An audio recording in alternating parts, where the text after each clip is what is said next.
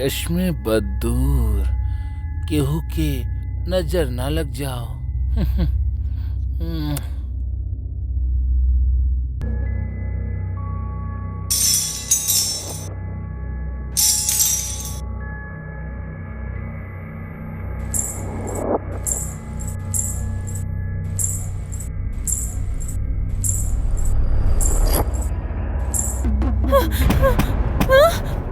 खोलो, केहू बा,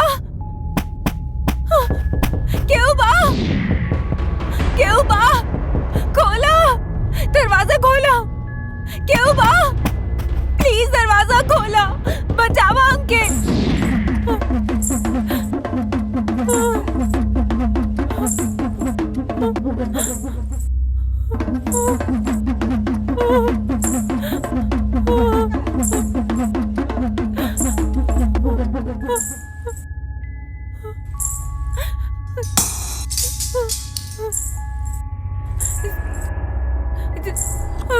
हमके जाए दो, हमके प्लीज, हमके माफ कर दो।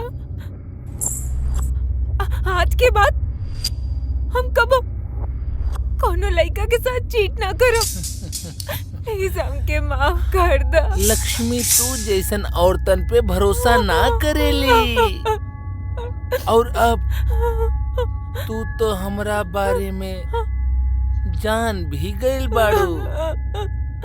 अब तो तोहरा के मरे के ही पड़ी।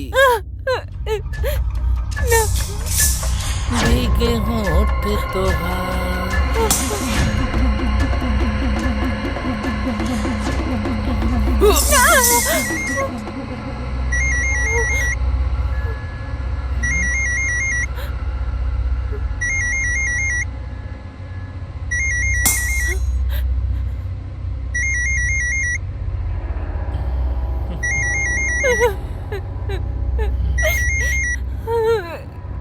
हे लक्ष्मी, केहर बाड़ू तू?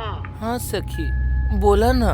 तनी टीवी ऑन करा, देखा उस सीरियल किलर के बारे में दिखावत आड़े।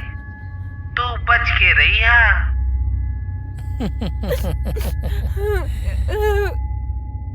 ये सखी बड़ी किस्मत वाली बाड़ू रे तू। तोहरा जिए के थोड़ा वक्त और मिल गई।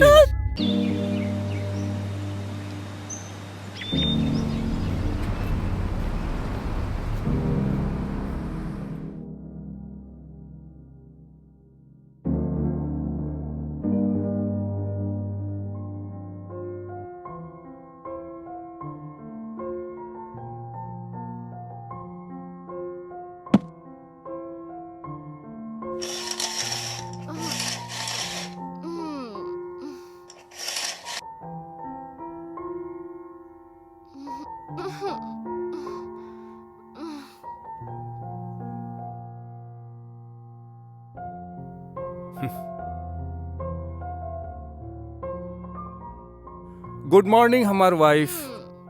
अब उठ भी जा, देखा तोहार ब्लैक कॉफी तैयार बा। अरे बाबा,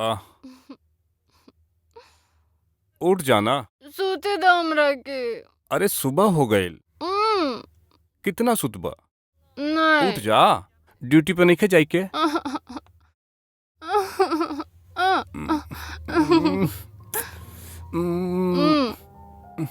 चलो उठ जा, चलो चलो उठा, उठा उठा उठा, अरे उठ जा।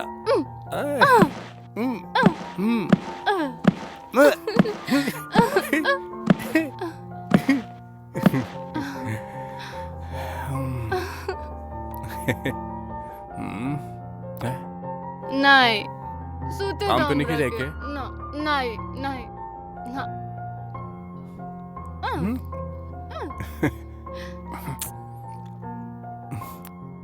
एगो किस देना, देना।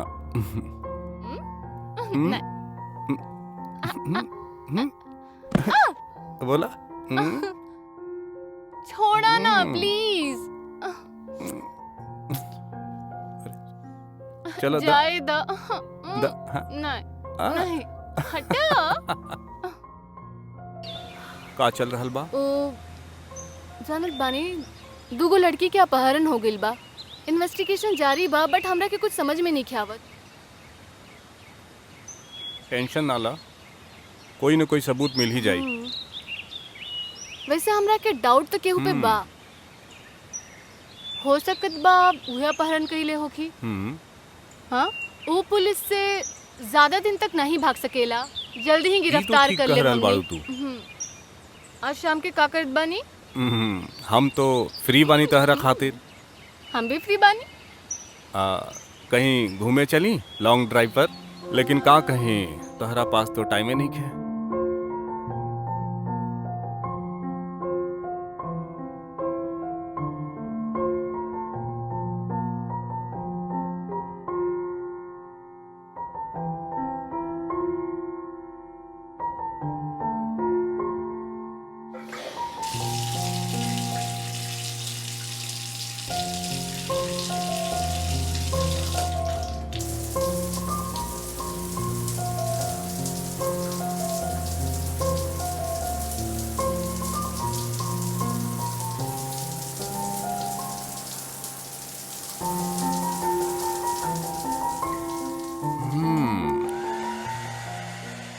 You are looking beautiful.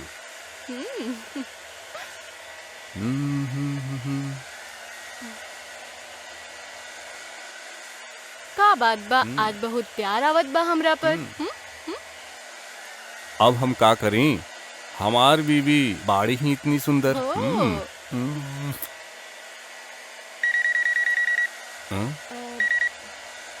Hello, good morning सर। हाँ, गुड मॉर्निंग शिवांगी। कल रात को एक लड़की और गायब हो चुकल बड़ी। ओ नो सर, आखिर इस शहर में का होखत बा? आई नो शिवांगी, ऊपर से बहुत प्रेशर बा।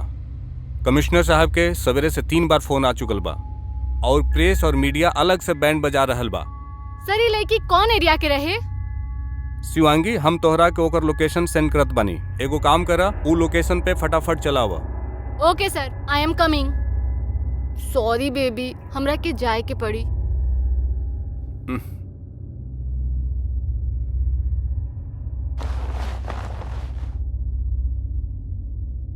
बेबी, तू ये पुलिस के नौकरी छोड़ काहे नहीं देत बाड़ू? हम पहले भी तोरा से कहले बानी, कौन चीज के कमी बा?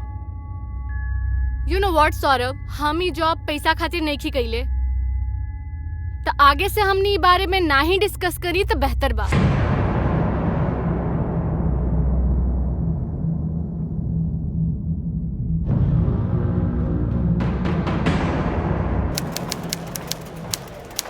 सर एगो सवाल सर, बताइए ना प्लीज सर, बताइए हमरा के। बताइए ना, सर जौन लड़की प्लीज। गायब भइल बा ओकर पीछे केकरा हाथ बा सर?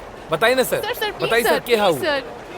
देखी, पुलिस इन्वेस्टिगेशन कर रहल बा, हम अपन काम कर रहल बानी। पता चलल बा कि लड़कियन के गायब करके विदेश में एक्सपोर्ट करत बाड़े, का ई सही बा?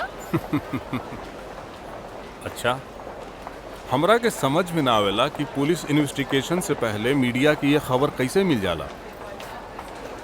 तब फिर आप ही लोग बता दी कि किलर कौन बा, हमार काम और आसान हो जाए।